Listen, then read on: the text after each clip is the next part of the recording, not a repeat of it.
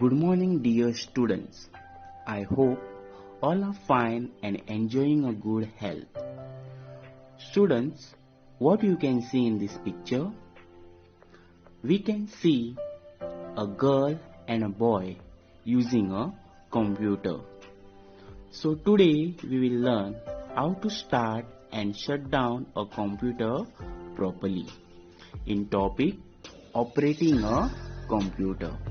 A computer is an electronic machine. Like any other machine, it can be switched on or off. Let us learn how to start and shut down a computer properly. Starting a computer. Follow the steps to start a computer. First step, switch on the main power supply. Second step, switch on the UPS. Third step, switch on the power button on the CPU. Fourth step, switch on the monitor. The computer displays some information on the monitor as it gets ready for use.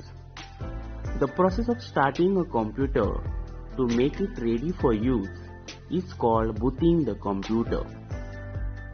Once the computer gets ready for use, the lock screen is displayed on the monitor. Number 1. Click anywhere on the screen or press any key on the keyboard. The login screen is displayed. Number 2. Select username and enter the password. A screen called desktop is displayed on the monitor. The desktop contains small pictures called icons which represent files and folders. It also contains a bar at the bottom of the screen called taskbar.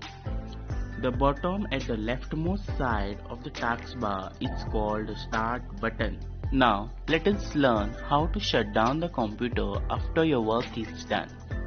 Follow the steps to shut down a computer. First step, click the start button. The start menu appears. Second step, click power. A list of options appears. Third step, click shut down. The monitor displays a message shutting down. Once the computer shuts down, the monitor screen turns blank. Fourth step, switch off the monitor.